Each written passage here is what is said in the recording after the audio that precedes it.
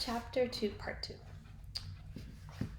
What I found even more fascinating is that highly engaged Catholics tend to have what I would call a routine within their routine.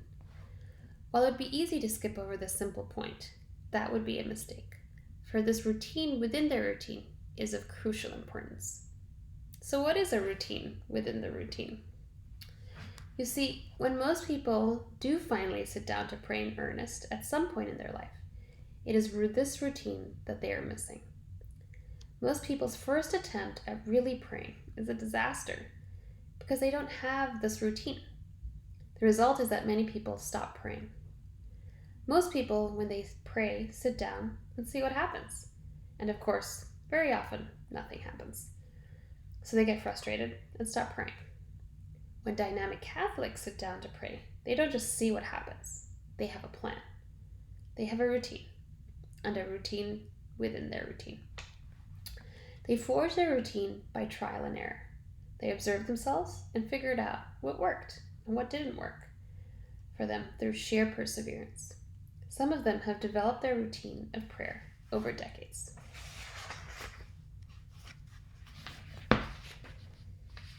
So how is your prayer life? Catholics approach prayer across a broad spectrum. There are some who identify themselves as Catholics but refuse to pray or involve God in the decisions of their lives. There are others who pray in a mechanical way, but do so inconsistently and are easily distracted by the happenings of life. There are still others who are very passionate about prayer from time to time, but they are erratic in their practice of prayer.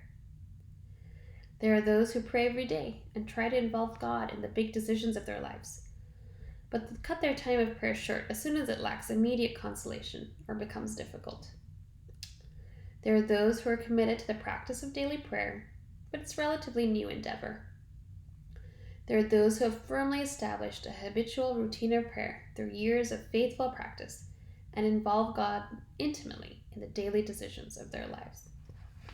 And there are those who yearn for a deeper and deeper relationship with God through prayer and have an almost continuous conversation with Him throughout the day. Where do you fall on that spectrum? I am ashamed to say that I am not as far along as I would like to be, and I'm fully aware that I have fewer excuses than most for not being further along, as I have been given the benefit of knowing much more about the process than most.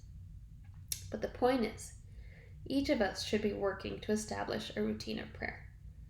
Later in the chapter, I'll give you a simple outline for developing a routine of prayer and a routine within the routine. It is brief and simple and something that you can begin today. Nothing will change your life like establishing a solid routine of prayer. The Classroom of Silence. C.S. Lewis was one of the great Christian voices of the 20th century. During World War II, Lewis wrote a weekly column for The Guardian, a London newspaper. The column took the form of a letter each week. The letters were written from the perspective of a senior devil training an apprentice devil.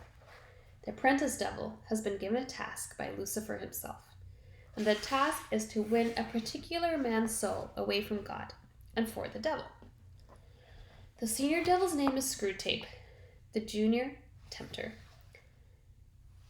was Wormwood, and the young man whose soul is being sought is known as the patient.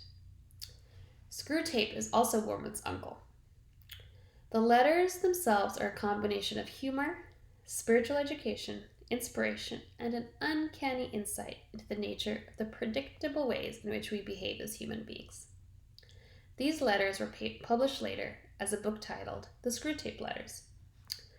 When the apprentice devil is first given the assignment, he goes to work immediately, thinking of all the sorts of creative ways to tempt the young man he has been assigned. But his uncle Screwtape writes him a stern letter rebuking his efforts. He counsels young Wormwood not to waste his time trying to dream up new ways of tempting man. He further explains that their plan is very simple, that it consists primarily of creating so much noise in the world that the man can no longer hear the voice of God in his life. I am writing in 2012, and so these words were penned by C.S. Lewis more than 70 years ago. When he wrote these words, Lewis was prophesizing. Think of the evolution of noise since he penned these words. At the time, television had just been invented, but would not take on a great popularity for many years yet. And as the noise has increased in the world, and as we have invited it into our lives, it has become harder and harder for us to hear the voice of God. It is in the silence that God speaks to us. This diabolical plan to fill our lives with noise is pure genius for its simplicity. Encountering it requires the same simplicity. The more time you spend in silence, the more clearly you will hear the voice of God in your life. And beyond the silence, it is interesting how some forms of noise lead us closer to God, and others lead us far from Him. Next time you're listening to the radio, as each song comes and goes, ask yourself, did that song lead me closer to God or further from God? In the same way, conversations with some people inspire us to be better, while conversations that focus on negativity and gossip have the opposite effect.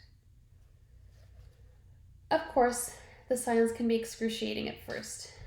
This is why so few people slow down for a dedicated time of prayer each day. Most have tried at some point in their lives, but because they don't know what to do, the quiet becomes too much to handle. The first attempts at most things are excruciating. A child first trying to walk is a perfect example. Progress is slow, excruciating slow at times. They stand and fall over and over again. Only after weeks and weeks of effort do they take those first steps. When two people start first dating, silence can be excruciating. Silence on a first date can be the kiss of death for a relationship. But over time, as a relationship develops into a great love, two people often learn to enjoy just being with each other in silence. Once a relationship reaches this stage, far from being awkward, the silence can be comforting and powerful. Now they can sit on the couch together and neither has to say anything. They've just learned to just be with each other. A great life of prayer develops in the same way. At first, the silence can be excruciating, almost torturous. But over time, we learn to tolerate it and then enjoy it. And before long, we find ourselves yearning for more and more of it. The great mystics, such as John of the Cross, Teresa of Avila, Francis of Assisi, Catherine of Siena, and so many others who fill our rich Catholic history, come to this place where they could just be with God. Learning just to be with God is truly a thing of beauty. One of the first requirements of the Christian life is to learn to be comfortable in our own company. If we are not, we will avoid silence and solitude, two of the key ingredients for spiritual growth. But perhaps more important, we will constantly seek the approval of others because we are afraid to be alone. In some ways, I suppose we are not really ready for life until we have learned to be comfortable alone in the great classroom of silence. For it is out of the silence that clarity emerges. Over the past couple of years, I have been presenting a one-day retreat called Living Every Day with Passion and Purpose. One of the first things I explain to those who attend is that we tend to look at people who live with great passion and purpose and think to ourselves that we would like that for ourselves. What most people fail to realize is that passion and purpose are the byproducts of something else: personal clarity. Those who live with passion and purpose have more personal clarity than most people. They have a greater sense of who they are and what they're here for. They know what matters most, and this empowers them to focus and prioritize their days. Where do they get this personal clarity? In the classroom of silence. Clarity emerges from silence. You know this instinctively. If you're taking a road trip with a car full of people and you get lost, what does the driver ask everyone to do? Turn off the radio and be quiet. Why? When you need laser clarity, you want silence. And people who live with high levels of passion and purpose are not afraid of spending time alone in silence to work out who they are, what they are here for, and what matters most. In the scriptures, we read again and again about Jesus going away to a quiet place.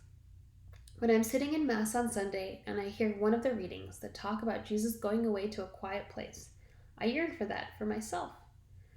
I'm reminded of how much I need to step back from the hustle and bustle of life for a few minutes each day into a quiet place.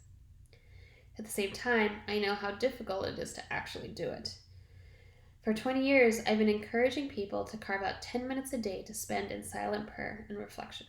And yet, still, on most days, I have to force myself to do it. If it's important to spend time in the quiet, it is also important to have quiet places to go to. In the scriptures, when we read about Jesus going off to a quiet place, it does not say that he went off looking for a quiet place. It says he went off to a quiet place. This presupposes that he knew where he was going. Perhaps while he was walking to the village earlier that day, he noticed a place and thought to himself that it would be a perfect spot for some quiet time. In the same way, we all need our quiet places, places we can go when we need to step back from the world. We need quiet places set apart from the hustle and bustle of our very noisy and busy modern lives. Again, this requires some intentionality. The world draws us toward noisy places, so quiet places can be harder and harder to find. They're not going to just mystically appear at that moment in the day when we need them most. We need to plan.